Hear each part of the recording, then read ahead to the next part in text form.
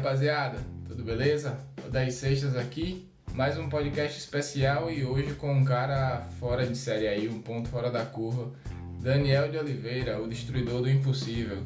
O cara já foi Ultraman, já foi vencedor, campeão mundial do quíntuplo Ironman, que são 5 Ironmans seguidos e é corrido, não é um depois outro não. É a distância de 5 Ironman, depois a distância do ciclismo, depois a distância da corrida. Já foi também o vice-campeão mundial no Deca Ironman, que são 10 vezes a distância do Ironman. E já foi terceiro lugar no Double Deca Ironman, que são 20 Ironmans, a distância de 20 Ironmans. É um cara realmente de uma força mental, uma força espiritual acima do normal. Foi um podcast muito inspirador. Ele contou algumas histórias aí muito inspiradoras, principalmente do Deca Ironman. E se fosse você, eu não perderia e também não deixava de compartilhar com seus amigos aí. Se estiver assistindo no YouTube, se inscreve aí. Se estiver ouvindo nas plataformas de áudio, compartilha aí com seus amigos, beleza? Tamo junto e vamos pro podcast.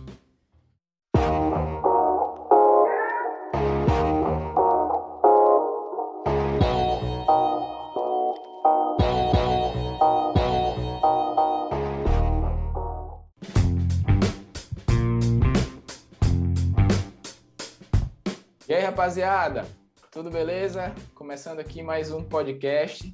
Hoje eu acho que deve ser o cara mais bruto que eu já conversei dentro do triatlon.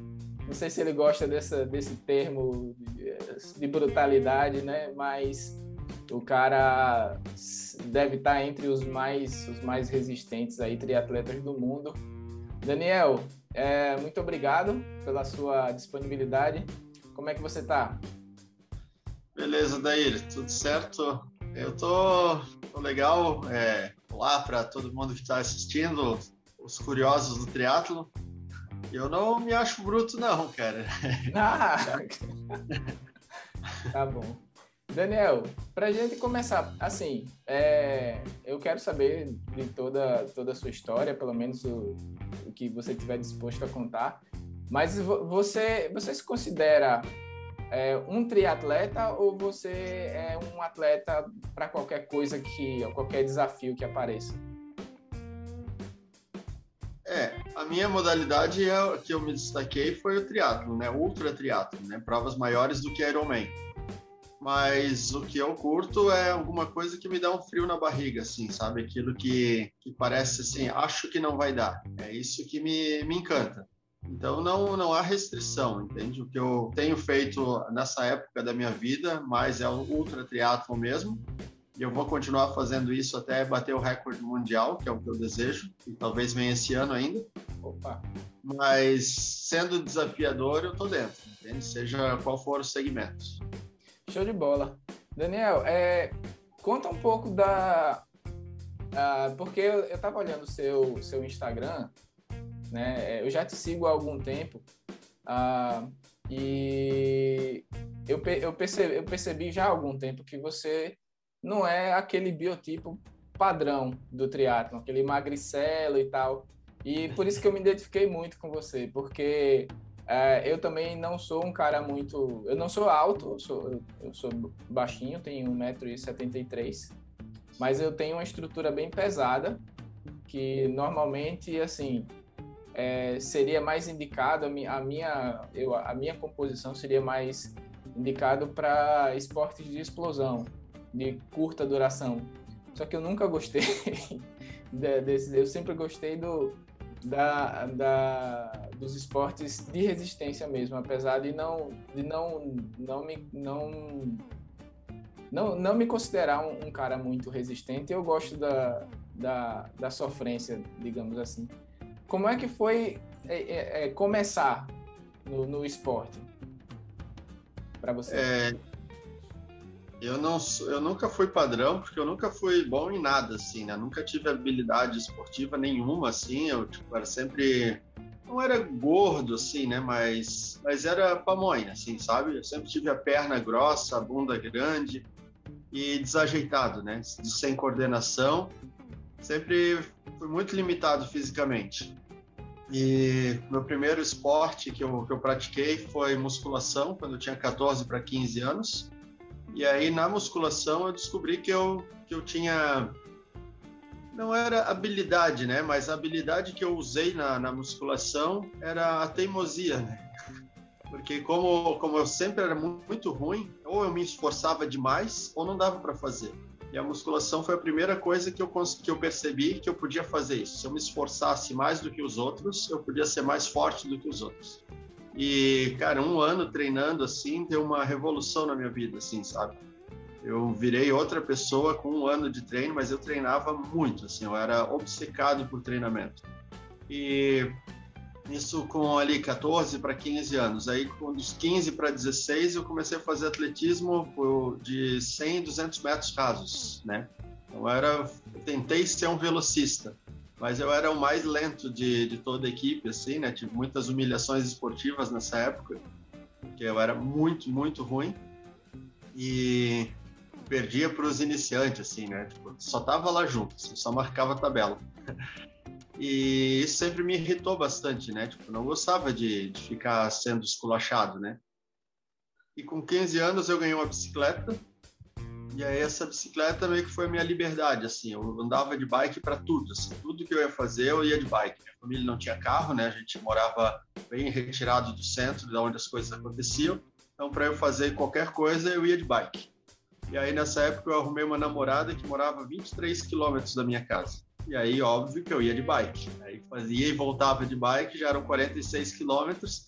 Eu comecei a fazer isso e comecei a me desenvolver nisso. Aí, tipo, os amigos assim, aí, beleza, meu pai me leva. E eu não tinha quem levasse, eu ia de bicicleta. E aí pedalava 100 quilômetros para chegar na praia, passar o dia e voltar no final do dia. Simples assim. E eu comecei a brincar dessas coisas, sabe? De brincar de usar o corpo para fazer o que eu quisesse. E aí, numa dessas, com 16 anos, eu fiz uma caminhada de 100 quilômetros. Andando, esse percurso que eu fazia de bike para ir para a praia, eu fiz caminhando. Eu e mais um amigo, só andando, sem correr nada, né? E a gente ficava pensando, imagina um dia fazer isso aqui correndo. E a gente, capaz, ninguém consegue. E essa de ninguém consegue gerava já uma provocação, né? Como assim, né? Como ninguém consegue? Alguém deve conseguir. E aí o mundo dá voltas e tal. Aí eu fiz faculdade de Educação Física. No meio da faculdade eu ganhei de presente um livro, né? Porque aí nessa época eu corria 3 vezes por semana, 5 quilômetros por dia. E aí ganhei um livro, que era o livro do Dean Karnazes, né? Que era o ultramaratonista. E onde eu descobri que existiam corridas maiores do que maratona, né? No livro ele narrava corridas de 80 quilômetros, 160 quilômetros, até uma de 300 e alguma coisa. E eu fiquei maravilhado com aquilo, porque ele conta que ele começou a correr com 30 anos de idade. E eu achei fantástico, né? E eu pensei, cara, se esse cara conseguiu fazer, eu também posso fazer. E aí eu treinei, depois que eu terminei de ler o livro, eu treinei 10 semanas, 2 meses e meio, e fiz o meu primeiro 100 quilômetros, de 11 horas e 15. E aí eu pensei, cara, eu posso fazer qualquer coisa que eu quiser. E eu nunca mais parei. E aí comecei a fazer isso e, cara, eu descobri que era o que eu gostava, sabe? Porque menos de 1 ano depois do meu primeiro 100 quilômetros, eu já estava indo para a Espanha para disputar campeonato mundial. E, viajar para outro país. Viajar eu sempre gostei, né? E viajar para outro país era maravilhoso, né? E aí viajar sozinho, falar outro idioma, sabe? Conhecer outra cultura, foi unir o útil ao agradável. E aí pensei, cara, é isso que eu quero fazer para minha vida. E hoje eu sou muito afortunado em fazer as 3 coisas que eu mais gosto na vida, né? Que é me desafiar fisicamente, viajar o mundo e contar história, né? Então, unir útil e agradável, sou muito afortunado por isso. Daniel, você acha que você tem alguma coisa de diferente das outras pessoas? Você acha que, ou não, que qualquer pessoa, você realmente acredita? Eu acho que acredita, porque é isso que você prega, então é muito difícil da pessoa tentar convencer de algo que não acredita. Você acha que os limites do corpo, os limites da saúde, eles são realmente variáveis? Eu acredito que todo mundo tem a mesma aptidão para fazer qualquer coisa. A questão é o quanto você se dedica para cada coisa que você deseja. Por exemplo, tem pessoas que gostam de tocar violão e ela dedica a vida dela a tocar violão ou tocar qualquer outro instrumento, por exemplo. Tem pessoas que dedicam a vida a dançar, então elas só pensam em dança, só praticam dança, convivem com pessoas da dança. Tem pessoas que gostam de correr e tal. E tudo é determinado pelo círculo de convivência, né? As pessoas que você se relaciona e as conversas que você tem vão criando a tua realidade. Os pensamentos geram emoções e as emoções criam a tua realidade. As pessoas adoram dizer que os pensamentos criam a realidade. Não, os pensamentos não criam nada, os pensamentos só atrapalham. O que vai criar a realidade é a emoção que você sente em relação àquilo que você faz. E quando você, por exemplo, alguém te conta alguma coisa, por exemplo, as pessoas que estão ouvindo a nossa conversa, que acharem interessante, que forem tocadas de alguma forma pela minha história, pela minha fala, pelos meus feitos, essa pessoa vai estar abrindo uma porta para uma nova configuração, que eu chamo de configuração de destruir o impossível, onde ela aceita de forma celular que ela pode realizar coisas que a maioria das pessoas acharia absurdo, entende? Então, é isso que deve ser feito. Quando você, por exemplo, o que você deseja? Eu desejo conhecer Nova York. Quanto você deseja isso? Deseja e vai ficar de braço cruzado esperando que um dia você ganhe uma viagem num concurso que você nem participa, por exemplo, entende? É impossível, dessa forma é impossível. Mas você já está preparando umas férias na vida para poder fazer essa viagem, você está reservando dinheiro para fazer essa viagem, você está fazendo um planejamento de viagem para poder ir para um lugar desconhecido, entende? O que você está fazendo para que você transforme esse desejo, esse sonho, em realidade? Por exemplo, não adianta pensar assim, eu quero ser ultramaratonista, eu quero ser ultratriatleta, mas eu não vou sair para correr, eu não vou nadar, eu não vou pedalar, entende? Não tem como, aí é loucura, entende? Mas se você começa a fazer e a tua atitude diária é condizente com o teu objetivo, inevitavelmente você vai alcançar. Alguns mais cedo, alguns mais tarde, mas você vai alcançar. A questão é que o que eu vejo, muita gente fala que quer, fala que deseja, mas não se mexe. E se você não se mexe, nada acontece. O que a gente mais ouve falar é quando as coisas se resolverem, aí eu faço. As coisas nunca vão se resolver. As coisas se resolvem quando você faz.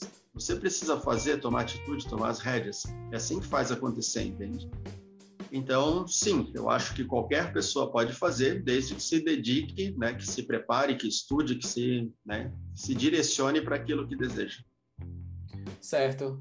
Vamos lá, então, para um pequeno currículo. Eu queria que você contasse assim, um pouco Você já falou desses 100 quilômetros aí que você já correu. E aí, depois você já foi para um Ironman, ou foi a sua primeira prova de triatlon, já foi o Ironman? Eu fiz provas de triatlon pequenas, assim, short triatlon, na época eu chamava de short, né? Hoje chama de sprint. Eu fazia short triatlon e fazia duatlon, né? Duatlon aquático, que era natação e corrida. E fiz isso quando eu tinha 19 ou 20 anos, eu participava dessas provas, só que para mim era bem complicado, porque a praia aqui ficava 70 quilômetros daqui de casa, e eu ia pedalando para lá, aí eu me programava para chegar 1 hora antes da largada, e depois fazia a prova, então eu sempre largava já cansado, né? Então, cara, era muito absurdo, assim, eu não consegui levar isso muito à frente. E depois... Isso era 2001, 2002, por aí, 2002 acho que era isso. E depois, em 2008, foi que eu comecei a fazer as ultramaratonas. E aí eu fiquei só correndo ultramaratona, né? Que aí nessas ultramaratonas, cara, eu fiz dezenas de provas de 100 quilômetros, provas de 24 horas, fiz muitos eventos beneficentes de 100 quilômetros e 24 horas. E cheguei a fazer uma corrida de 300 quilômetros, né, aí no Rio de Janeiro, com o Márcio Vilar e o Sérgio Cordeiro, do Rio de Janeiro até Minas Gerais, né, que era em prol do Instituto Nacional do Câncer. Nós corremos 300 quilômetros em 44 horas, tá? Bem legal. Isso já era 2011. E aí, em 2012, eu fiz o primeiro meio Ironman, que era aqui em Santa Catarina, na Praia de Penha. E em 2013, aí eu fiz o full Ironman em Florianópolis. Em 2014, eu fui para o Rio de Janeiro ser staff do Sérgio Cordeiro no Ultraman Brasil, lá no B515. E aí, em 2015, aí eu fiz o meu Ultraman. E em 2016, aí eu fui para o México fazer o quíntuplo Ironman, que aí eu venci. E em 2017, eu fui para fazer o Deca Ironman, fiquei em segundo lugar. E em 2019, eu fiz o Double Deca, né, onde eu sou o único brasileiro da história a fazer essa distância. Bati o recorde pan-americano e fiquei em terceiro do mundo. Né? Então, é uma coisa... Isso é o maior feito que eu fiz até hoje, né? Foram 76 quilômetros de natação, 3.600 quilômetros de ciclismo e 844 quilômetros de corrida em 23 dias. E é sem dormir? Os 3 primeiros dias eu não dormi nada, né? Foi direto. Aí depois deu uma média de 3 horas parado por dia, né? Mais ou menos. É mais ou menos a dinâmica que... Sabe aquela prova que tem nos Estados Unidos, chama Race Across America? Sei. Que atravessa os Estados Unidos de oeste a leste. De bicicleta. Então a dinâmica é mais ou menos essa, assim, né? E lá os caras se programam para pedalar 20 horas por dia, né? Não tem uma regra, mas é o que a maioria adota, é de pedalar 20 horas e parar 4. Esse parar não necessariamente está dormindo, né? Mas é só para alongar, comer uma comida sólida, para mudar um pouco a postura, né? E nas minhas provas é mais ou menos isso também. Entendi. Daniel, eu não lembro se... qual foi a fonte que eu escutei essa... Talvez eu esteja até enganado, mas eu lembro de em algum momento ter ouvido você falar... se eu estiver trocando os personagens, me avise. Que o Ultraman não era uma prova legal para você, porque a sua vantagem era mais mental. Então, como o Ultraman são em 3 dias, as pessoas que são melhores preparadas fisicamente tinham uma vantagem sobre você. E o quíntuplo Ironman, o Deca, o Double Deca, como ele é assim corrido, a prova corrida, você levava uma vantagem. Foi realmente isso que você falou? Mais ou menos. Mais ou menos. Por exemplo, a minha desvantagem no Ultraman sempre foi mecânica, né? E de equipe. Porque todas as provas, na verdade, todas as equipes são bem estruturadas, o cara vai ter uns 3 staffs e vai ter equipamento de ponta, né? Uma bike de ponta, tipo roupa para trocar, por exemplo, se chove, ter proteção para os pés para não molhar o pé, uma roupa impermeável, essas coisas assim, né? Equipamentos de ciclismo que são, para mim, sempre foram mais inacessíveis. Então, por exemplo, numa prova que nem o Ultraman, que é uma prova rápida, que eu digo, que é uma prova bem curta, né? Porque são no máximo 12 horas, mas o cara que vai para vencer vai para fazer em 7, 8 horas por dia, né? Então, é muito rápido. Então, quem tiver um equipamento melhor, por exemplo, se você estiver pedalando com uma bike de 50 mil e eu estou com uma bike de 2 mil, não importa o quanto eu seja mais forte que você vai me vencer. Não tem, tipo, eu teria que ser brutalmente mais forte para poder superar alguém com uma bike tão melhor, entende? A diferença, cara, de uma bike, por exemplo, se fosse comparar uma bike de 2 mil com uma bike de 50 mil, dá uma diferença de 5, 6 km por hora com o mesmo esforço. 5, 6 km por hora é absurdo, né? Absurdo. Aí, imagina, numa distância de 200 e tantos quilômetros, é gritante, enfim. E aí, por isso, os caras que sempre tiveram equipamento melhor do que os meus, eles sempre teriam vantagem, como num Ironman comum, né? Que é uma prova bem rápida. Mas nas provas mais longas, nessas provas, eu sempre digo, a prova muda quando você não vai dormir. Se você larga hoje e você não sabe quando você vai dormir ou quando você vai parar, aí é onde eu tenho vantagem. Porque, por exemplo, todas as provas que levam mais do que 24 horas para acontecer, até 15, 18 horas de prova, cara, os caras que são fortão, que são os magrinhos, assim, rápidos, né? Esses caras, eles são lá na frente. E eu nem dou bola, assim. Deixa os caras irem. Quando passa da meia-noite e o cara ainda tá na estrada, o cara sente que o espírito saiu do corpo, assim, sabe? E aí a energia do cara vai caindo exponencialmente e normalmente esses caras quebram. E aí eu que saí lá de trás, mais de boa, ritmado, constante, sem olhar para ninguém, aí eu vou passando e não preciso parar.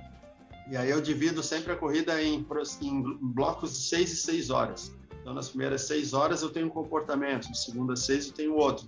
Da meia-noite até as 6, que é o que separa o joio do trigo, aí é onde a cabeça entra. Ou você entra na expansão de consciência, ou você vai ter que parar e dormir. E aí eu entro nesse outro nível de visão e fico até amanhecer. Quando amanhece o dia, que saiu o sol de novo, para mim é como se tivesse zerado tudo e apertado o reset, assim, sabe? Começa agora. E aí eu zero e começo a pedalar forte e aí eu cresço. E aí aqueles caras que estavam lá na frente, ele já nem vê mais, sabe? É bem legal de fazer isso. Porque quando, por exemplo, 24 horas de ação, imagina você dirigindo um carro. Quantas pessoas você conhece que consegue dirigir um carro durante 24 horas sem parar? Nem o carro aguenta, né? Nem o carro aguenta, o carro vai ter que parar para abastecer algumas vezes, o motorista não vai aguentar acordado, vai ficar perigoso pra caramba. Enfim, mesmo de carro, você não vira 24 horas em ação ininterrupta. Isso é sem esforço, e conforto, ar-condicionado, musiquinha, sabe, comidinha, e em cima de uma bicicleta ou correndo, cara, o negócio é outra vida. E aí ou você muda a maneira de você enxergar a dificuldade ou não dá para fazer. E essa foi a habilidade que eu desenvolvi, entende? De transformar a dificuldade no potencial de ação. E é assim que faz. Por isso que eu me destaquei. Quanto maior a prova, mais eu me destaco. Perfeito. Como é que foi que você resolveu... você terminou o primeiro Ironman e aí você, como você falou, é uma prova rápida, provavelmente... Você percebeu, você deve ter terminado assim inteiro, né? E foi aí já que você já pensou nas provas de múltiplos Ironmans? Ou o que foi que aconteceu? Eu não tinha a pretensão de fazer Ironman, porque sempre foi muito caro e eu não pagaria para fazer um Ironman. Só que aí nessa época eu estava treinando muitos caras aqui da cidade que iam fazer o Ironman. E aí eu praticamente não treinava, assim, né? Eu andava de bike, eu corria bastante, mas não era um treino normal, assim, né? Tipo, não era um treino regular. E eu não curtia o treino mecânico, sabe? O estereótipo do atleta nunca me agradou. E aí os caras assim, não, cara, você tem que fazer. E que eu era mais forte do que os caras na corrida e na bike eu era bem mais forte. E nadar eu nunca nadava, né? Eu tinha nadado lá quando eu tinha 20 anos, lá tinha nadado, depois nunca mais nadei. Mas eu sempre gostei de água e tal, então sempre ia pra praia, dava umas braçadas, mas nunca era treino, né? Era só praticar, né? Sei lá. E aí os caras foram lá, fizeram uma vaquinha e me inscreveram no Ironman, assim, de surpresa. E aí me deram a inscrição. Aí eu, agora sou obrigado a fazer. Aí ele disse, mas agora vê se tu treina. Ah, sim, vou treinar. E eu não treinei nada, óbvio. E aí eu fui pra lá e não treinei. E ainda foi ganhou dos caras. Eu perdi para um cara daqui da cidade só, né? Eu fiz em 11 horas, ele fez em 10 horas e 13, assim, ele mandou muito bem. Mas aí, assim, quando eu tava na prova, eu fiquei, cara, o que eu tô fazendo aqui, né, cara? Os caras todos preparados para estar aqui, com super bikes, tudo, com as roupas de borracha, tudo parecendo super-herói, assim, e eu lá perdido no meio da galera, né? Aí, no meio do percurso, eu ficava pensando, cara, mas uma coisa boa de estar aqui é porque o requisito para participar dos ultra triatlos é ter feito um Ironman. E feito um Ironman. E aí, quando eu estava lá, eu pensei, cara, então é uma coisa boa estar aqui. Então, independente do tempo, do meu desempenho, eu vou estar credenciado para fazer um ultra triatlo. E aí eu fiquei feliz, assim, sabe? Mas eu não imaginava que eu ia fazer um quíntuple dali 3 anos, entende? Porque, que nem o meu desempenho no Ultraman também não foi muito bom, eu terminei em 10º, eu fiquei bem chateado, assim, porque eu treinei bastante para mandar bem, queria ficar entre os 3 primeiros, aí eu fiquei em 10º, fiquei chateadão. Aí, 2 semanas depois do Ultraman, eu quebrei na corrida, que era o meu forte, eu quebrei na corrida ainda, né? E aí, 2 semanas depois do Ultraman, 2 semanas que eu descansei, fiquei sem fazer nada, eu participei de uma corrida de 6 horas, né? Quem corre mais em 6 horas. E aí eu ganhei a corrida correndo 74 quilômetros em 6 horas, né? Deu 4,45, 4,50 quilômetros. E eu pensei, pô, eu tava treinado, né? Porque era esse o ritmo que era para eu correr ali, correr na casa das 5 horas no Ultraman, né? E aí, cara, corri acima de 6 por mil, ridículo.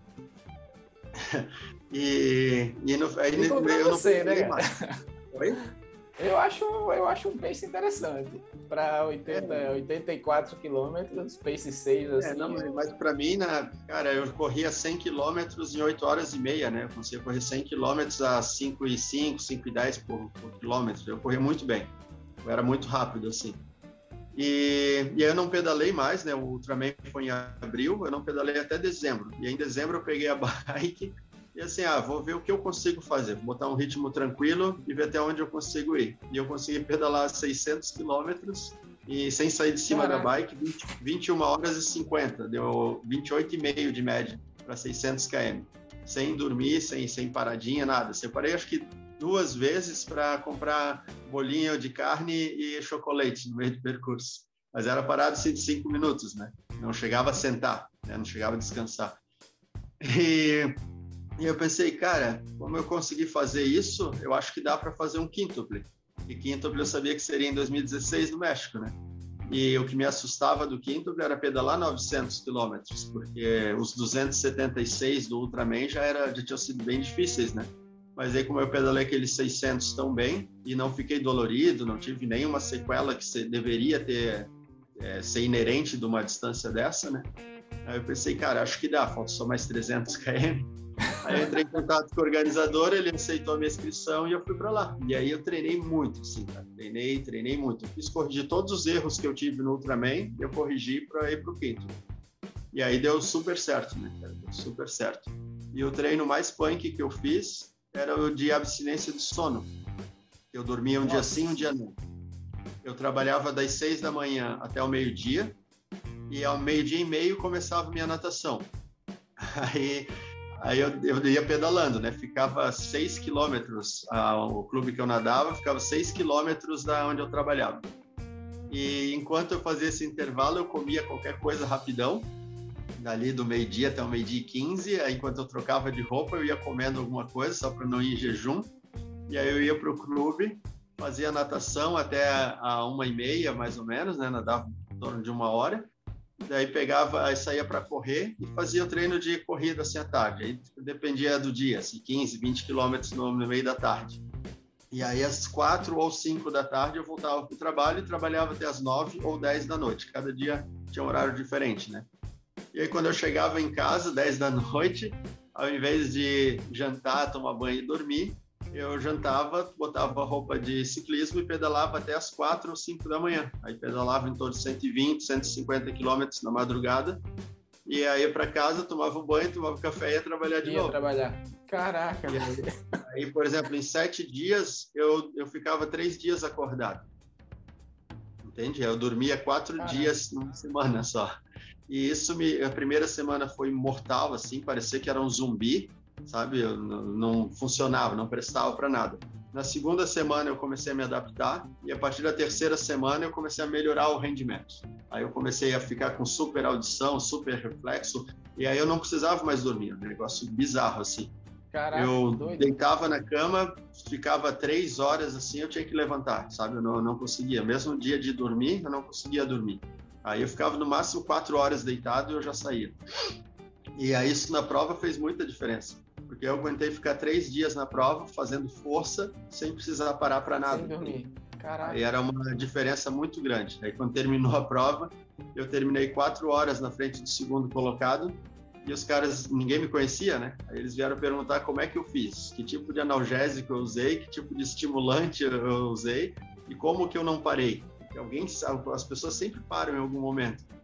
Aí, pois é, cara, eu treinei para isso e eu sabia que ninguém treina desse jeito, sabe? Ninguém treina sem dormir.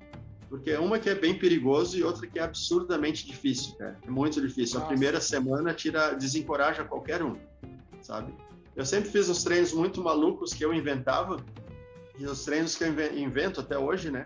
São os treinos que eu sinto que é o que eu preciso fazer. Se eu tenho dificuldade, por exemplo, tô com muita dor na perna, então eu preciso ter mais força na perna do que qualquer outro cara no mundo. Então, para isso, eu tenho que suportar mais dor do que qualquer outro cara no mundo. Se eu estou muito sonolento, eu tenho que ficar mais acordado do que qualquer outra pessoa é capaz de ficar acordado.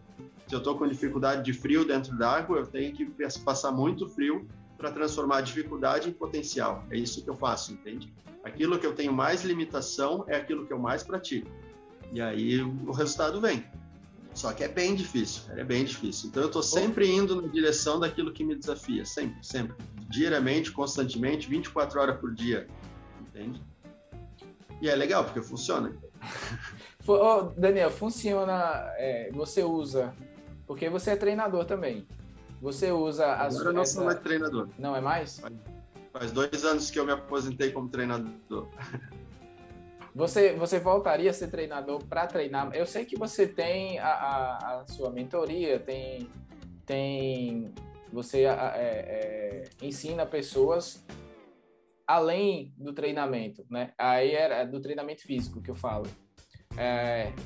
Como é que você faz essa parte de, tipo, uma pessoa, por exemplo, eu quero fazer um Ultraman. E aí eu tenho um treinador físico, um preparador físico já. Você entra como se fosse mais uma peça, é isso? É isso. Todos os meus mentorados, eles têm os treinadores deles. Entende? Cada um treina. Porque, assim, o que eu percebi, né? E por isso que eu mudei. Porque a parte física, de desenvolver fisicamente, cara, não tem muito segredo, entende? Tu vai nadar, tu vai pedalar e tu vai correr, entende? Tu vai fazer força, entende? E basicamente a mesma coisa. Tem 1 milhão de maneiras diferentes para fazer a mesma coisa. Mas não interessa você ter o 3% de gordura, tá correndo a 3 por mil, se quando a pressão chega, quando o desafio chega para você, você não sabe o que fazer. A gente, cara, no Brasil a gente vê muito isso, cara. Isso que nem agora, a gente está em véspera de Olimpíada. O que a gente mais vê, cara, em campeonatos mundiais, vê atleta treinando 4 anos, se rachando de treinar e sendo perfeito, metódico, tudo. E quando o cara chega na prova, o cara começa a ter...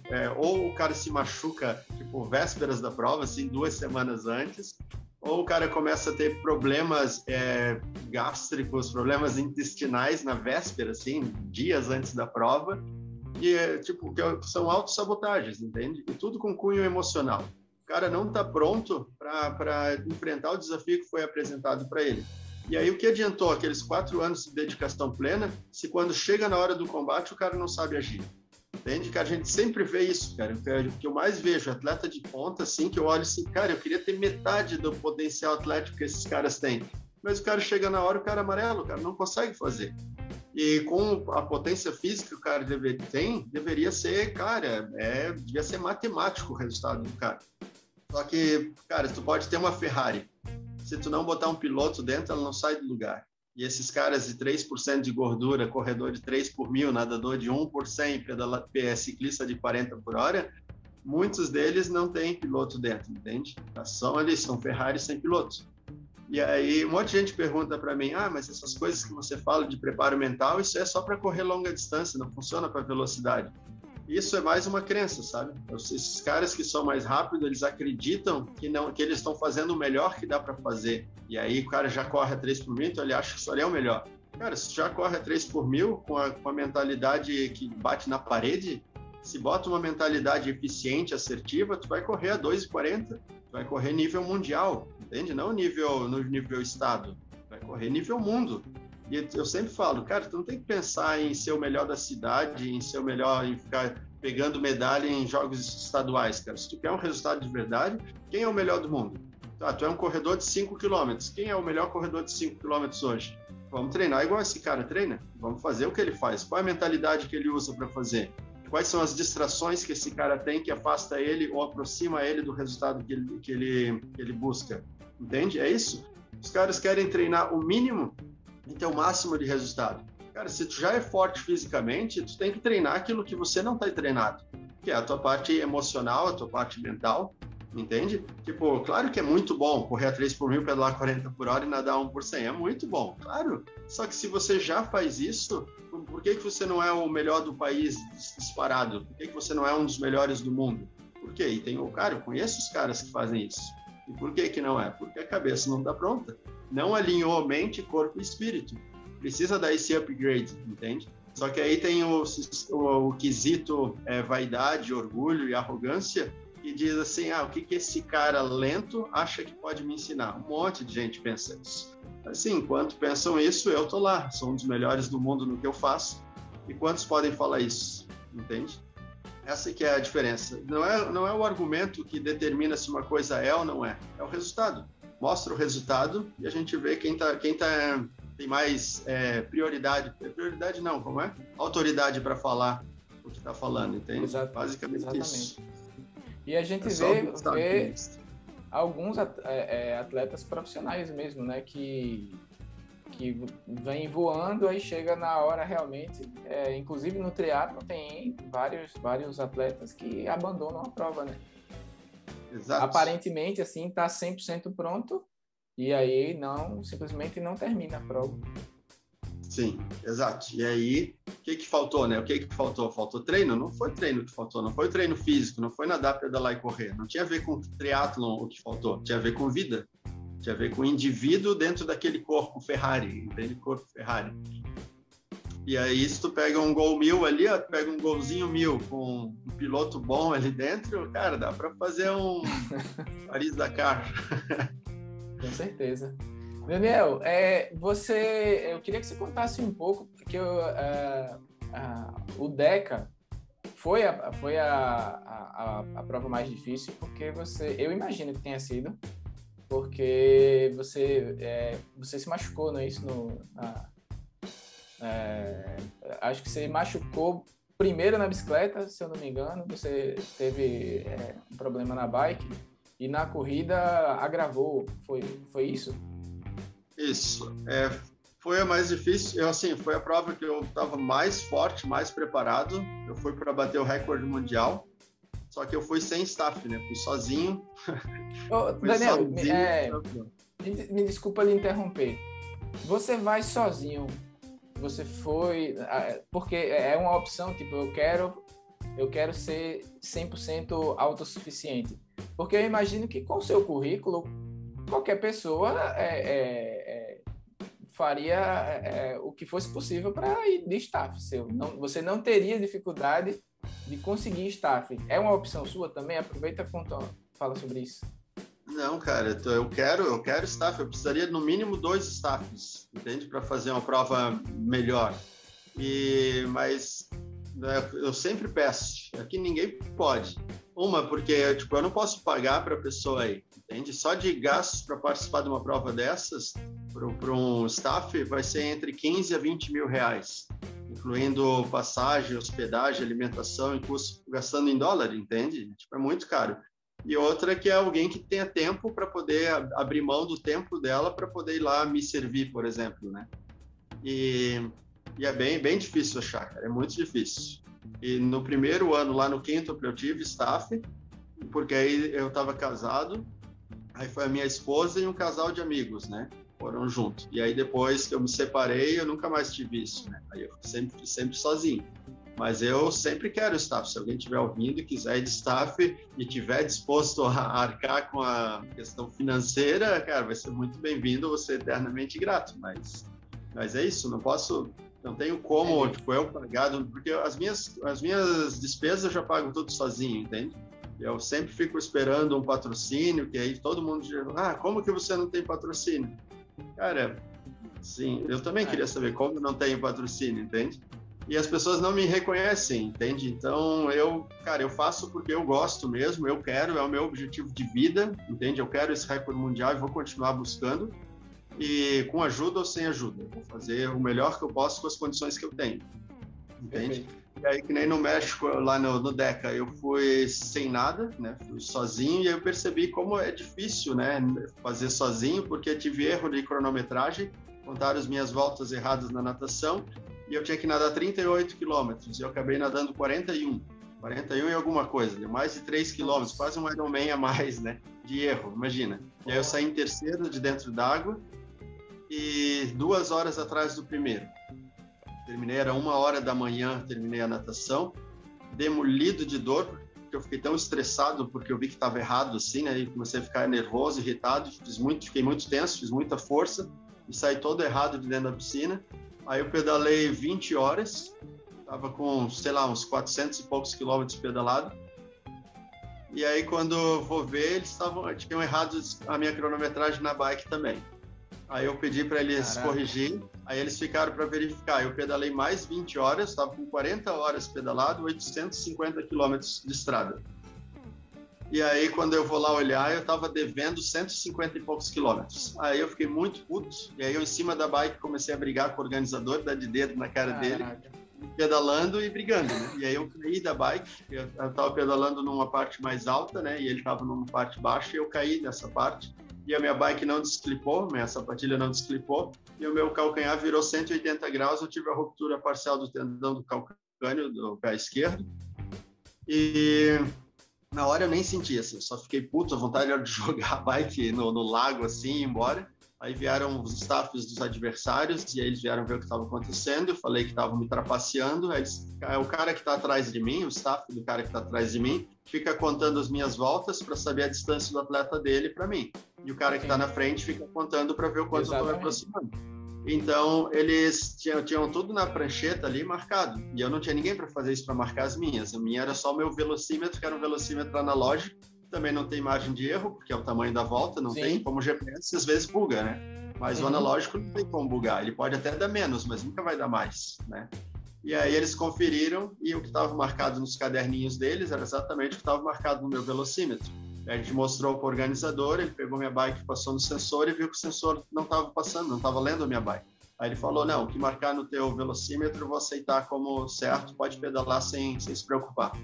Aí eu baixei a cabeça e comecei a pedalar. Eu estava em terceiro lugar e eu comecei a pedalar acima de 40 por hora, cara, com toda a força do ódio. Assim. Com o pé torcido? Com o pé ferrado. Você pedalou mais forte? E eu pedalei mais rápido do que antes. E eu não me preocupava com a dor, assim, eu só sabia que eu tinha que vencer a prova. Eu estava ainda pensando, cara, eu vou buscar o recorde mundial, E aí eu passei com 1.200 quilômetros, eu passei o segundo, que era um americano. Aí eu passei o cara, eu passei por ele, assim, parecia que ele estava parado, cara, de tão rápido que eu estava. Ele disse, cara, como tu pedala 40 por hora depois de mais de 1.000 quilômetros pedalado? Aí, assim, cara, eu tenho que vencer essa prova. E aí eu terminei a prova 13 quilômetros atrás do primeiro colocado. Ele começou 2 horas na minha frente, terminou 13 quilômetros na minha frente.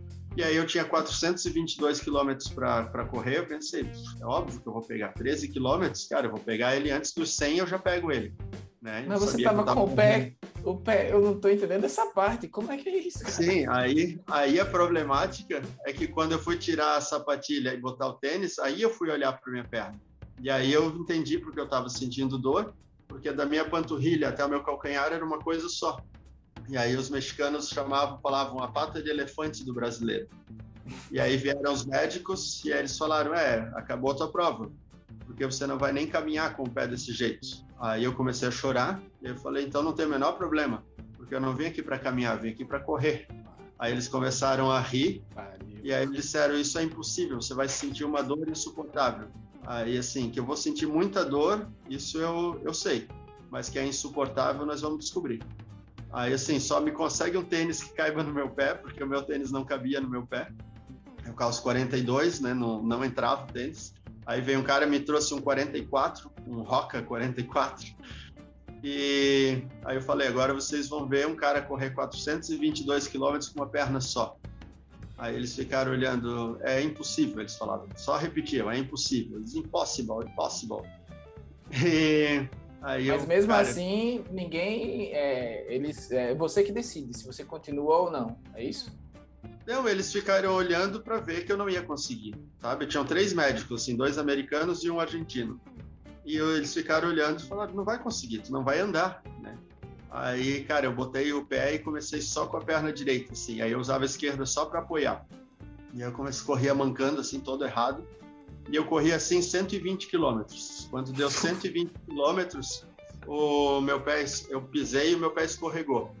Aí eu pensei que tinha rasgado o tênis, porque estava folgado o pé direito, né? Que o tênis era bem maior. E aí eu tirei para olhar o tênis e aí estava tudo certo com o tênis. Quando eu olhei para minha meia, que era branca, ela estava toda vermelha. Aí quando eu tiro a meia, a sola do meu pé, ela descola assim, ó, e abre uma boca. Cara, aquele negócio doeu pra cacete, cara. Doeu muito. Descolou a sola do pé, assim. descolou a sola do pé. Era uma bolha que cobriu o pé todo, assim, tipo? Não era uma bolha, assim, tipo, a pele soltou da parte da articulação atrás dos dedos até pouco acima da metade do pé, uns 2 ou 3 centímetros, assim, ela abriu. E abriu e não era superficial, não era pelezinha, entende? Tipo, era lá no músculo mesmo. E aí era um negócio, parecia que tinha caco de vidro lá dentro, cara, um negócio ridículo, assim. E aí eu pensei, cara, eu não vou parar. Eu não cogitei parar em momento algum. Eu calcei a meia rapidão, botei o tênis, aí eu saí andando, cambaleando assim, e aí comecei a chorar pra caramba, com raiva e medo e um monte de sentimento misturado. E aí eu falo, cara, eu fiz tudo certo, cara, eu fiz tudo certo. Eu treinei sozinho, vim pra cá sozinho, me trapacearam nas contagens, por que eu tenho que me ferrar desse jeito, né? E aí eu fiquei assim, aí um sentimento de vitimismo, sabe?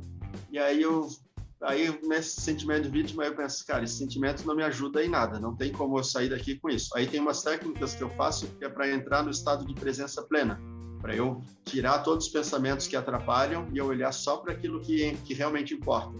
E aí eu fiz a técnica e quando eu fecho o olho e eu abro, eu já não enxergava mais as coisas como elas eram. Parecia que eu estava num sonho, assim, sabe? Tudo tinha mais luz do que o normal, tudo era maravilhoso, tinha uma radiação muito grande, assim, um negócio espetacular. E aí eu começo a olhar para aquilo tudo e vem um sentimento gigante de gratidão, assim, sabe? E aí tem as duas perguntas que tiram qualquer pessoa da merda, assim. É quem eu sou e por que eu tô aqui. Quando tu consegue responder quem você é e por que você tá ali onde você tá, cara, tu manifesta uma quantidade de energia tremenda, sabe? Cara, eu tava lá no outro lado do mundo, realizando o meu sonho na prova mais difícil do mundo, com os caras mais fortes do mundo. Eu tava machucado e eu tinha a certeza no meu coração que aquilo ali não era o suficiente para me afastar daquilo que eu desejava fazer. Eu pensei, cara, eu só tô machucado. O meu objetivo é muito maior do que a dor que eu tô sentindo. Claro que eu posso correr. E aí eu comecei a correr normal. Aí eu não mancava mais. Eu corria devagar, mas eu pisava igual, os 2 pés no chão. E aí eu chorava e ria assim, sabe? Cara, eu consigo correr. É só dor. Não tem nada de errado comigo. É só dor. E aí eles olhavam assim, you crazy, it's impossible. Cara, era muito massa, né? Aí, this is double decker. Não, this is a decker. Double decker foi no outro ano. This is a decker. E aí eu comecei a correr. E aí o francês que estava na minha frente começou a olhar para trás e assim, cara, como é que esse maluco tá correndo todo arrebentado? E aí o treinador dele vai de bike do lado dele e começa a brigar com ele, dizendo que ele não podia perder para um cara que estava todo machucado e estava sozinho. E aí eu vou para cima, assim, eu sabia que eu não tinha condições de buscar o cara, né? Mas, cara, eu botei pressão nele até o fim e ele terminou exatamente 13 quilômetros na minha frente, que era a distância que ele abriu da bike, foi o que ele manteve na corrida. E aí foi bem massa, porque ele ficou me esperando na linha de chegada. E aí o francês, ele não abraça, né? Ele te beija no rosto, mas não abraça. E aí quando eu cheguei, ele me abraçou apertado, ele começou a chorar. Aí ele falou, cara, essa prova é brutal de muitas formas, cara, mas fazer como tu fez é impossível. Para mim, tu é o verdadeiro campeão, assim. Porra, cara, foi bem legal, foi bem coisa de filme, assim, sabe? Aí eu fiquei bem satisfeito. E eu não tava preocupado com nada, assim, sabe? E aí, nessa hora da superação ali, da transcendência, eu abri mão total de vencer a prova, de bater o recorde. Eu sabia que a dificuldade que eu estava passando valia muito mais a pena do que qualquer vitória, sabe? E a vitória que eu tive no ano anterior não era nada comparado com o que eu precisei fazer para cruzar a linha de chegada, em segundo lugar do Dakar Ironman naquele ano. E aí tem uma sacada do Steve Prefontaine, sabe? Um corredor americano dos anos 60, que ele dizia que um esforço medíocre pode vencer uma corrida, mas um esforço extraordinário pode perder uma corrida. E vencer a corrida não significa que tu fez o melhor que tu podia do início até o fim, sabe? E ele falava que o objetivo principal da corrida não era a vitória, mas era superar os limites do coração humano, né? E aí, naquela prova, eu entendi exatamente o que ele quis dizer, sabe? A minha paixão por aquilo que eu estava fazendo, a manifestação daquilo que eu sentia, foi o que proporcionou que eu superasse as limitações físicas e seguisse adiante quando não era nem para ser capaz de andar, né?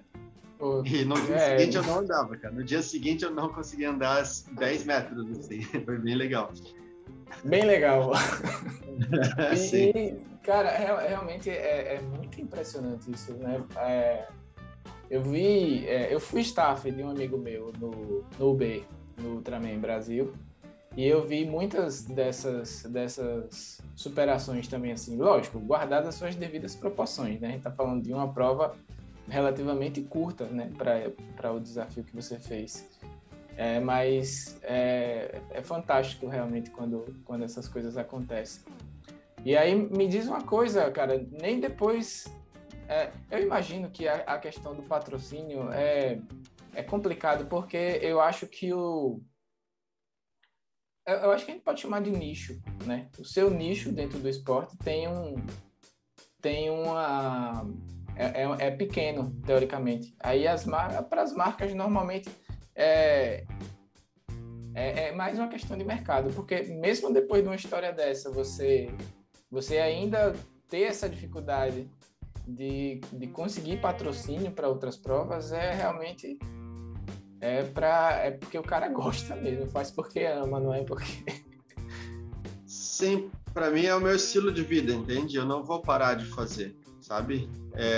Talvez em algum momento eu não faça ultra triatlon, né? Eu não acredito que isso possa acontecer, mas talvez eu não faça.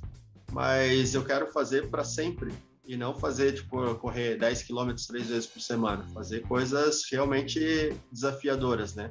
Um dos meus objetivos de vida é, no meu aniversário de 100 anos, correr 100 quilômetros para comemorar cada ano de vida com quilômetros, entende? Isso... Porque tudo que eu faço, né, e a minha atração pelo Ultra Endurance sempre foi pela longevidade. E o Ultra Triathlon é o esporte com a maior longevidade entre qualquer outra modalidade esportiva. Tem o francês, que é o Guy Rossi, ele tem 71 anos e ele ainda faz Deca Ironman, com 71 anos. E ele não faz na categoria 71 anos, porque não tem categoria no Ultra Triathlon. É todo mundo junto, ele compete comigo de igual para igual. E ele nunca foi nem perto dos últimos a terminar, ele sempre termina nos primeiros 50% da galera, entende? E, cara, você olha para ele, se dá 50 anos tranquilamente, cara, assim, sabe? Ele é espetacular. E isso é uma coisa que sempre me encantou. E eu acredito que a gente funciona como um dínamo, né? Isso não é uma coisa que eu acredito, não é uma coisa que eu acredito, isso é verdade. A gente funciona como um dínamo. Quanto mais você se move, mais energia você produz, mais vida você tem. Quanto mais ação, quanto mais ativo você é, maior a tua vitalidade, mais vida existe dentro de você. E quanto menos você se move, menos vida tem dentro de você. Nessa geração que eu vejo agora, essa molecada de 20 e poucos anos, eles têm vitalidade muito abaixo da minha, entende? Eles têm metade da minha idade e têm metade da minha vitalidade. Tipo, hoje, a força que eu tenho para fazer hoje, a capacidade que eu tenho é muito maior do que a que eu tinha quando eu tinha 20 anos de idade. E eu conheço caras de 60 e tantos anos que têm uma vitalidade lá em cima, que parecem adolescentes, assim, sabe? Adolescentes das antigas, não esses novos adolescentes, mas adolescentes das antigas. E que ação gera ação, entende? Então, a gente percebe muito facilmente, assim, por exemplo, quando passa um final de semana chovendo pra caramba e o cara passa maratonando Netflix, por exemplo.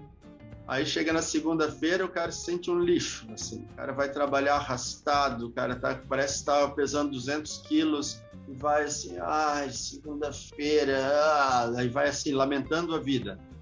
E quando o cara faz alguma coisa massa no final de semana, ele foi para uma viagem, participou de uma festa, de um evento, alguma coisa legal assim, e ele foi protagonista, o cara chega segunda-feira, ele acorda antes do relógio despertar, vai trabalhar cantarolando, uma que ele quer contar para as pessoas aquilo que ele viveu no final de semana, e outra que a vitalidade dele foi lá para cima. Então ele tem muita energia, ele não vai gastar essa energia dormindo, ele vai gastar vivendo, né? E isso é o que a vida faz com a gente. Quanto mais você vive, mais você tem vontade de viver. Quanto menos você vive, menos você tem vontade de viver.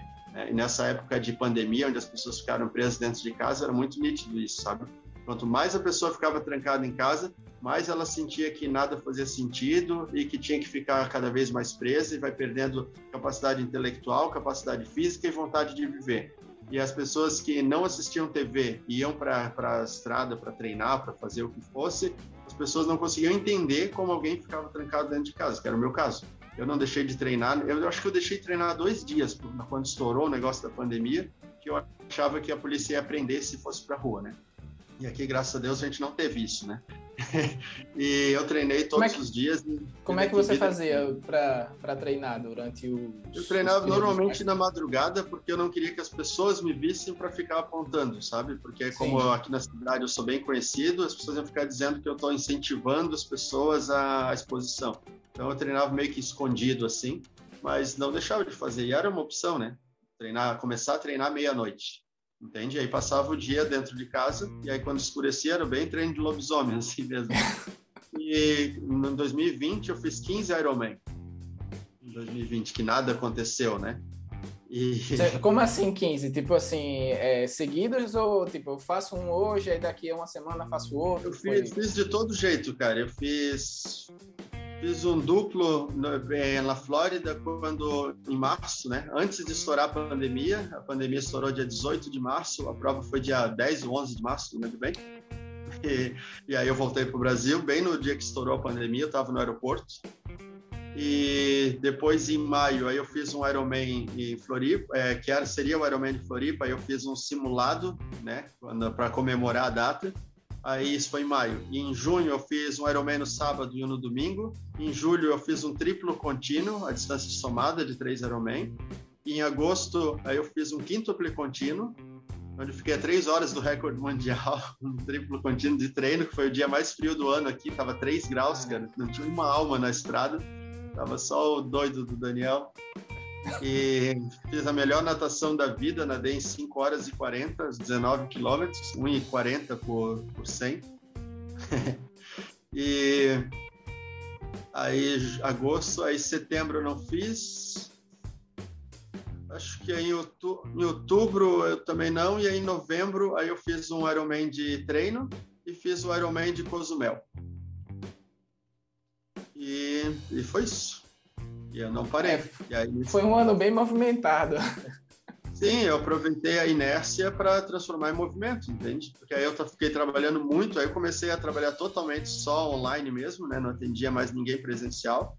E aí me possibilitou muito raio de ação, sabe? Ficou muito mais fácil de administrar o tempo trabalhando online e melhorou muito a qualidade dos treinos. Agora, no mês que vem, eu vou fazer um triplo, quarta-feira eu largo com triplo contínuo, e aí eu descanso 24 horas, e aí eu faço um Iron no sábado e um Iron no domingo. Aí vou fazer 5 Iron em 6 dias. Parece que eu tô conversando com as pessoas, os amigos próximos, falando de treino de transição, sabe? De 2 horas de bike e 5 km de corrida, você falando que vai fazer um triplo Ironman, descansa um dia e depois faz 2. Muito doido isso. Porque em setembro eu vou para o Mundial, e no Mundial eu vou fazer um quíntuple contínuo, vou descansar 3 dias e depois fazer mais 4. Vou fazer 2 provas num evento só, entende? O evento dura 10 dias, com prova de 1 Ironman até 10 Ironman, 1 por dia. E aí de contínuo, a prova maior é o quíntuple Ironman. E aí eu quero aproveitar a viagem, já que eu vou estar lá no evento, eu vou fazer as 2 provas, entende? Porque senão eu ia fazer o quíntuple é o primeiro evento, né? Começa. E aí senão eu ia terminar e ter que ficar 7 dias lá esperando o evento terminar. Aí assim eu já emendo mais uma. E eu estou esperando para ver se eles vão validar esse ano com o campeonato mundial, porque esse ano vai ter tido 3 campeonatos, né? O da Flórida, agora nesse momento está rolando um na França, e aí em setembro o do México. E aí todos os outros foram cancelados, foram 4 eventos cancelados, são 7 campeonatos mundiais que tem no mundo todo por ano, e aí desse ano 4 foram cancelados, ficou só 3. E eu espero que eles validem esses 3 para o campeonato mundial, porque aí eu vou ter participado de 3 provas, e aí a chance de eu vencer o ranking mundial vai ser bem grande. E a minha meta é vencer as 2 provas no México, né? E aí eu vou ter a maior pontuação do ano. É isso que eu quero também. Daniel, você não falou ainda sobre o Double Decker. Que você... Pois é, depois do Decker ali, né, que eu voltei lá, que eu me machuquei e tal, e foi a novela toda lá pro negócio de ir sozinho, um monte de gente me xingou porque eu fui sozinho e tal. Aí quando eu cheguei aqui, aí os repórteres vieram entrevistar e falaram, 10 Ironman, 38 quilômetros de natação, 1.800 de ciclismo, 422 de corrida, esse é o limite. Não tem como fazer mais do que isso. Aí na verdade, a gente está prospectando para 2019 fazer o dobro. Aí ele, como assim o dobro? O dobro do Deca. Aí 76 de natação, 3.600 de ciclismo e 844 de corrida. Cara, 844 de corrida é ridículo demais, né, cara? É difícil doido, de conceber, né, cara? É difícil de conceber esse número. De carro é terrível. Exato. E, cara, eu não tinha dúvida nenhuma que eu ia fazer, entende? A dúvida que a gente largou em 14 pessoas, né? A dúvida era se alguém era capaz de terminar essa distância, se alguém era capaz de terminar. Em 98, 4 pessoas fizeram isso como desafio e terminaram, né? 4 pessoas. E aí, cara, vamos fazer de novo. E a gente fez. E foram 2 dias dentro da piscina, 2 dias dentro d'água. Ridículo também, a piscina de 50 metros ao ar livre e 5 graus de temperatura à noite. Nossa! Ridículo de frio, terrível, terrível, terrível. E 11 dias pedalando e 10 dias correndo. Caramba. É brutal, assim. Cara, eu senti dores que eu não fazia ideia que era possível sentir. E aí foi um turbilhão, assim, que eu divido, né, a história do quíntuple, deca e double deca em corpo, mente e espírito. Eu digo que eu fui muito forte fisicamente para vencer o quíntuple com a facilidade que eu venci. E eu fui muito forte mentalmente para superar o deca com as dificuldades que eu tive ali. E aí, só que no double deca eu descobri que chega uma hora que tu não tem mais nem corpo e nem mais mente para seguir, sabe? Tua cabeça já não consegue mais computar o que está acontecendo, tu não sabe mais nem teu nome, sabe? Tu não sabe mais o que está acontecendo ali. Tu estás tanto tempo, tantos dias, sentindo tanta dor e dor tão aguda, tu tá passando fome, tu tá passando sono, tu não sabe mais se tu tá acordado, se tu tá dormindo, tu tem alucinação o tempo inteiro, tu tem descargas de emoção, tu começa a gritar, começa a chorar, sabe? E tu tem surtos de raiva. É como se tivesse enlouquecido mesmo, assim, sabe? Tudo isso em movimento. Tudo isso em movimento. E aí, quando tudo isso passa, que eu conto assim, né, cara? Eu passei 3 semanas lá ouvindo gritos absurdos na cabeça, assim, sabe? Gritos absurdos. Tu lembra de tudo, cara. Tu lembra de quando tu era nenenzinho, assim, cara. Tu lembra de todos os conflitos que você teve. Tu lembra de todas as humilhações que tu já passou, de todas as frustrações. Lembra de todas as desgraças da vida. E elas vêm condensadas ali, sabe? Quanto mais forte é a dor, mais tu relaciona ela com algum momento difícil da tua vida. E aí, pô, parece que tu vai pro inferno assim mesmo, sabe? Porque é muita dor, muita coisa ruim de uma vez só.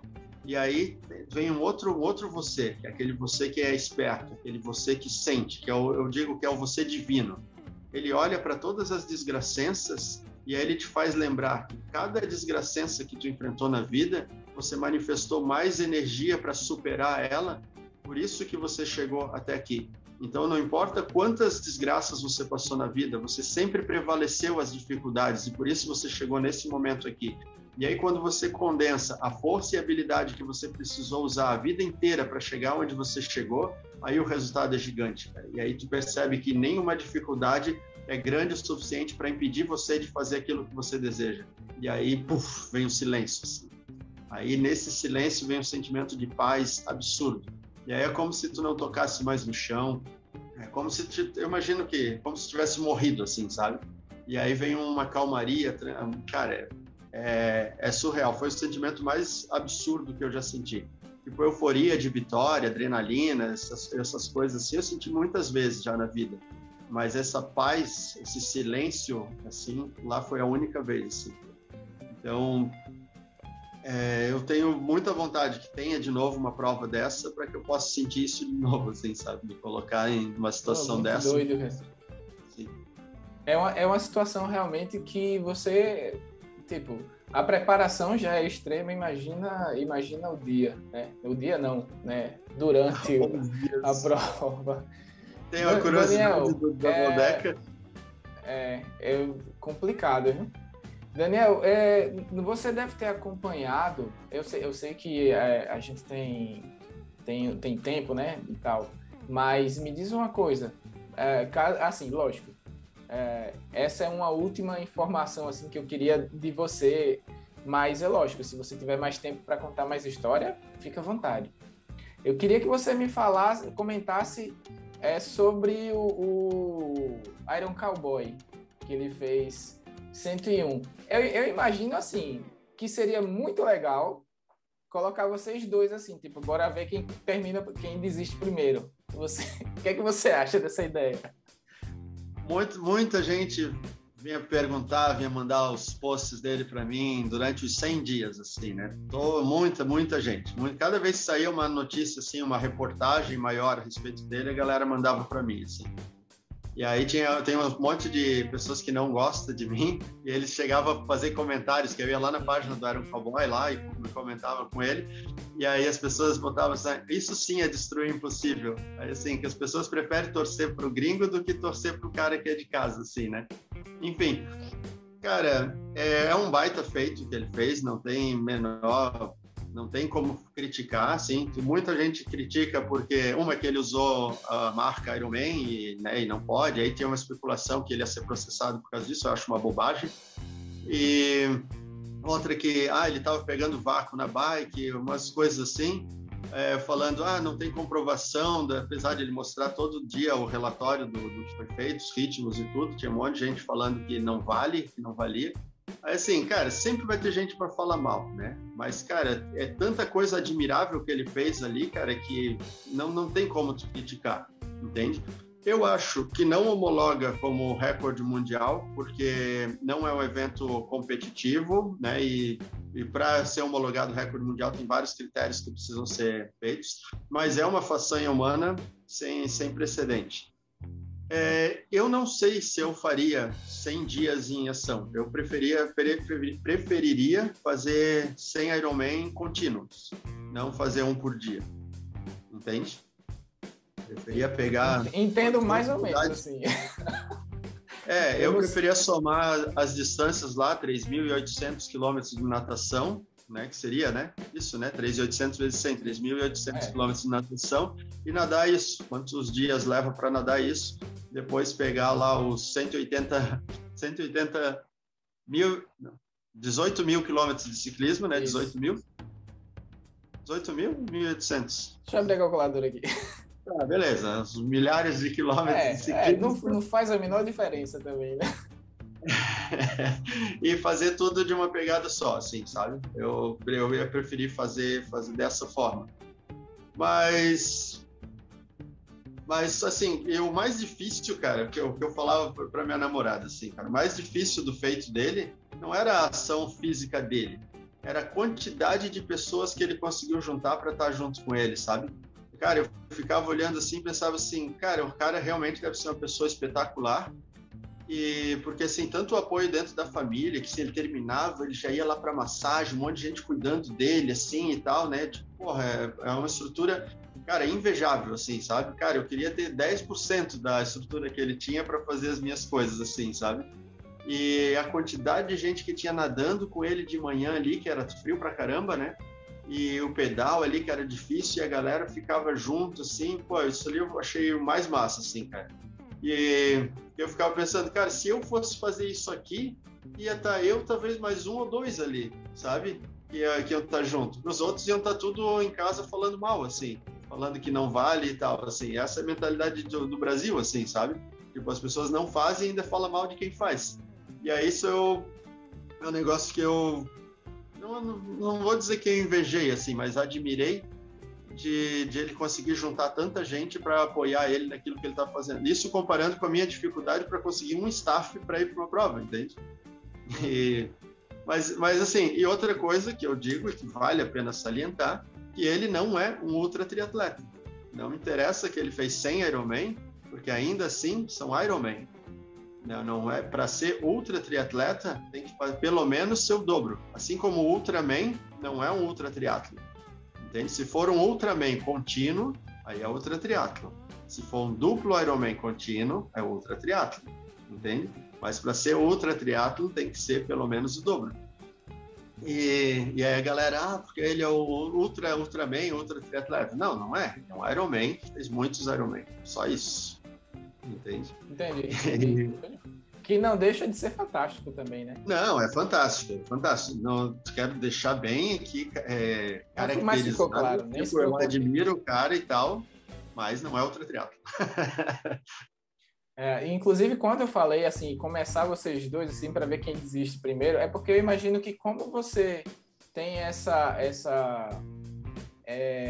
força mental assim espiritual, fazer um Ironman por dia não deve ser grande coisa, eu imagino. Agora, realmente, a estrutura que você precisa ter para ficar 100 dias, na verdade ele fez 101, né? Chegou no 70º dia, não, vou fazer mais um só para não ficar assim tão redondo o número. Realmente você precisa, tipo, mas, viver assim, daquilo. Por exemplo, tem um cara da Estônia, né? O Hait Hatasep, é o nome do cara. Esse cara, para mim, ele é nesse formato de um Ironman por dia, ele para mim é o melhor disparado do mundo. Só que ele é da Estônia, né? E ele não tem um merchan e uma mídia igual o Iron Cowboy tem. E ele é muito introspectivo, assim, sabe? Ele não é um bom comunicador. Mas esse cara, ele fez no ano passado, ele fez, foi em 2019, ele fez 40 Ironman, 40 dias seguidos, e todos os Ironman foram abaixo de 12 horas. 40 Ironman, 40 dias seguidos, e todos abaixo de 12 horas.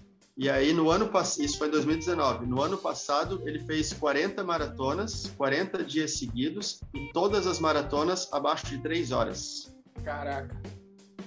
E agora, nesse ano, ele fez 10 maratonas em 5 dias, abaixo de 3 horas. Ele fazia uma maratona de manhã e uma maratona à tarde, abaixo de 3 horas.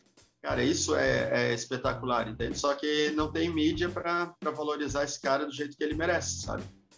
E agora, por exemplo, que está rolando lá na França, o quíntuple contínuo da França, está o Richard Young, que é o alemão, ele é o atual recordista mundial, e o Adrian Canteiro, não lembro direito sobre o nome dele, e ele tem o recorde mundial do triplo contínuo, né? E aí é o recordista do triplo contínuo com o do quíntuplo contínuo disputando. Então ali eles estão, quando eu tinha olhado, eles estavam a 16 km de diferença um do outro na bike e estavam com 600 km pedalado.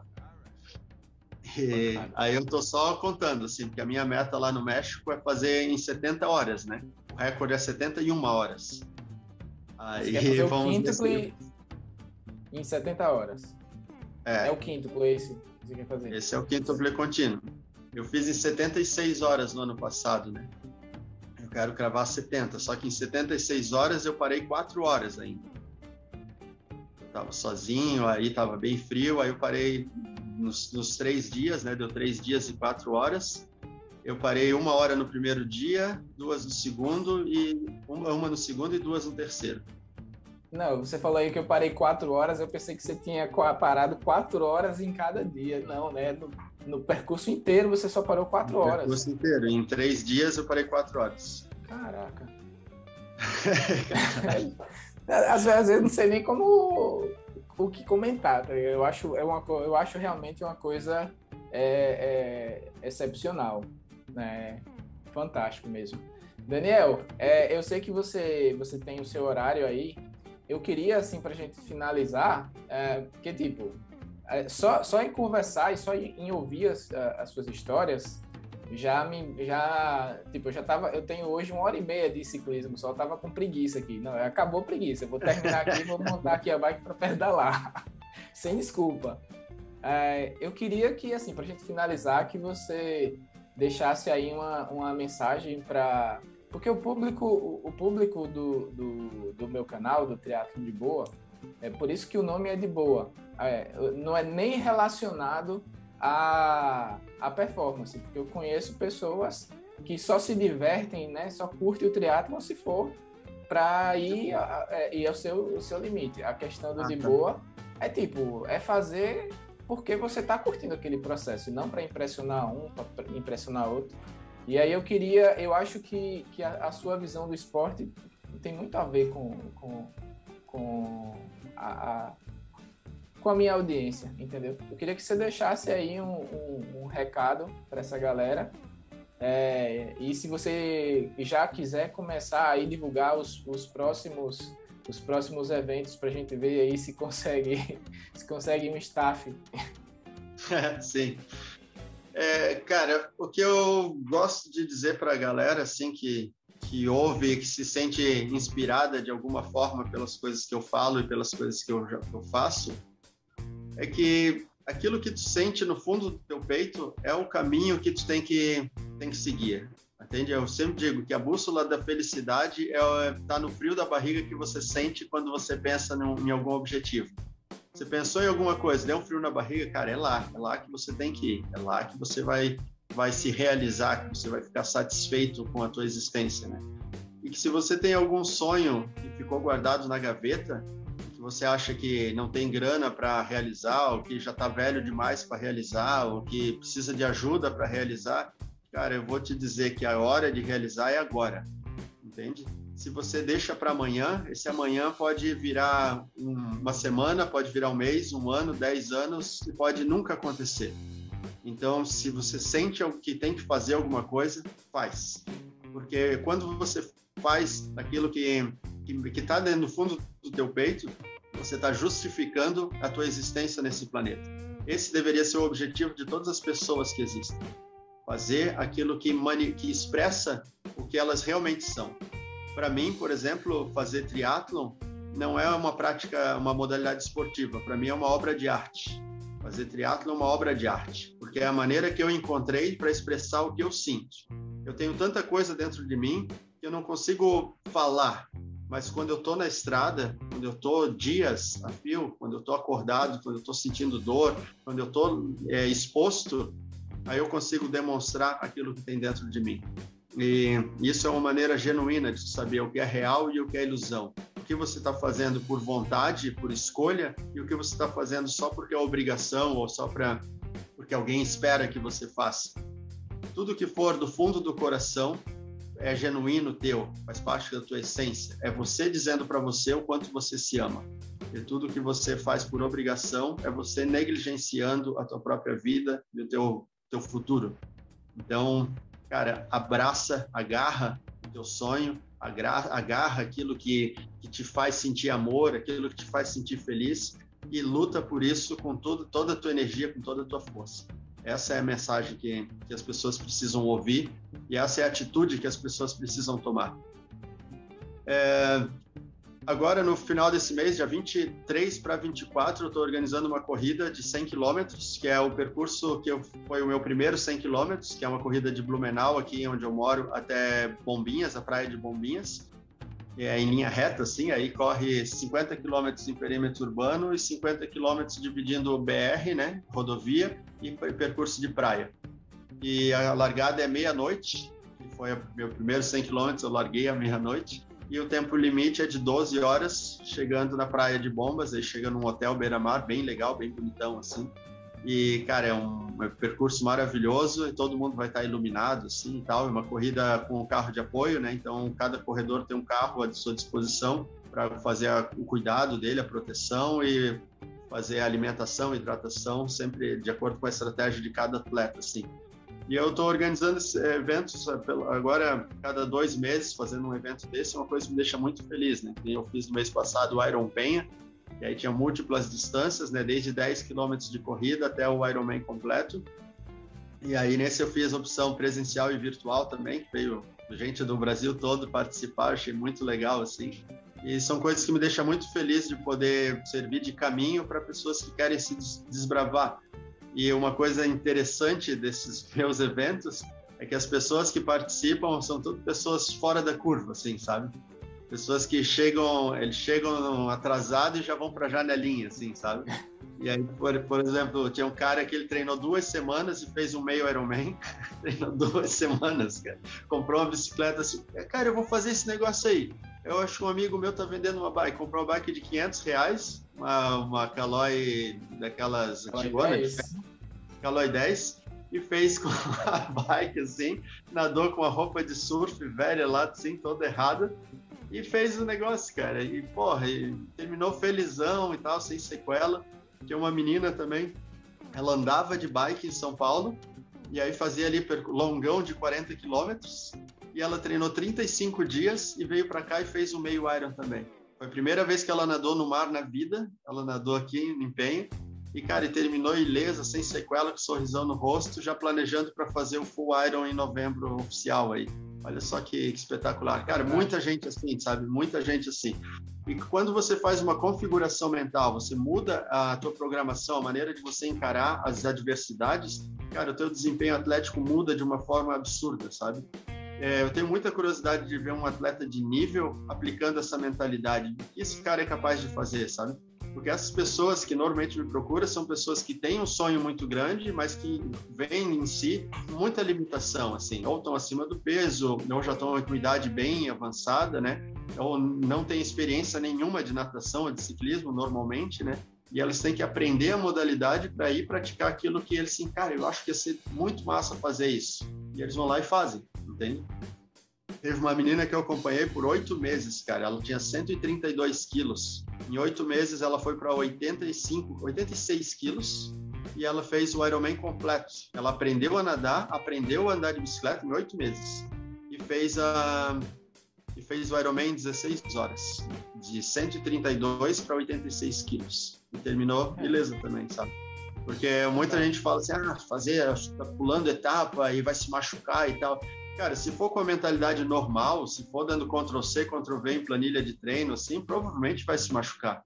Mas se você faz uma programação mental e cada treino vale por si só, o resultado é gigantesco, entende? É isso, esse é o caminho do desenvolvimento máximo, sabe?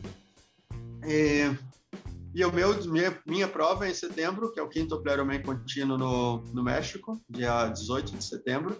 E 3 dias depois, o quádruplo 1 por dia também no México, né? O meu objetivo é vencer as duas e, quem sabe, bater um recorde mundial, né? Esse que é o objetivo. Show de bola. É isso. E quem ficou curioso, quem tiver alguma curiosidade, alguma coisa, me chama no Instagram, @ultradanieldeoliveira, e eu vou ficar bem feliz em responder as perguntas, qualquer curiosidade e ajudar de qualquer forma que for possível, né?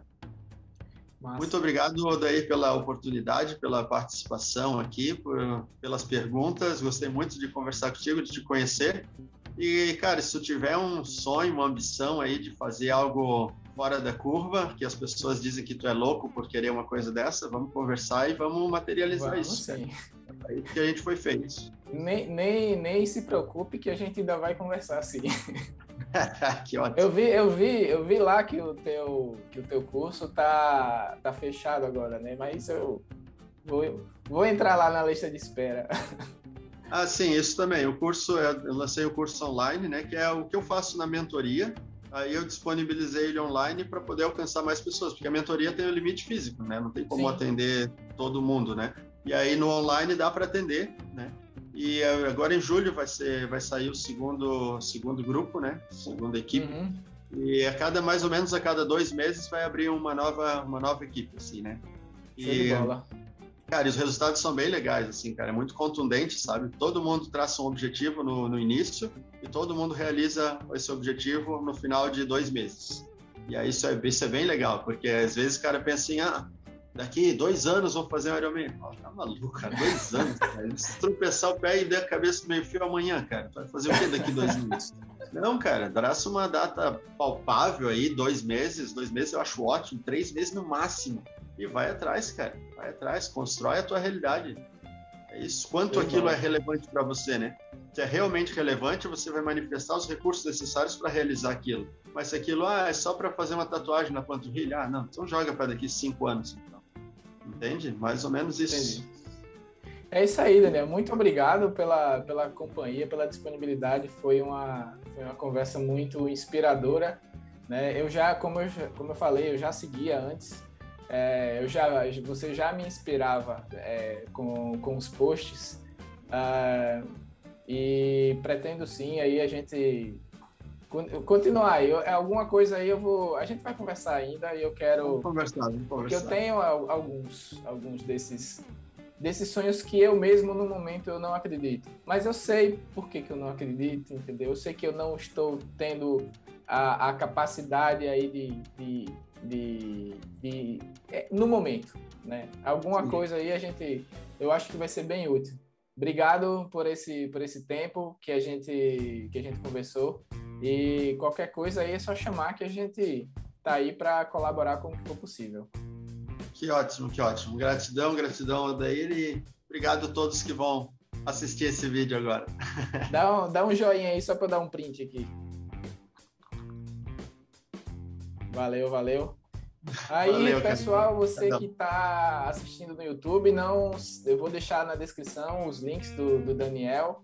Para quem estiver ouvindo no Spotify ou no Apple Podcast também, dá para colocar os links lá, vou colocar. Se inscreve aí e compartilha com seus amigos. Tamo junto e até o próximo. Valeu, Daniel. Abraço. Valeu, Odair. Abraço.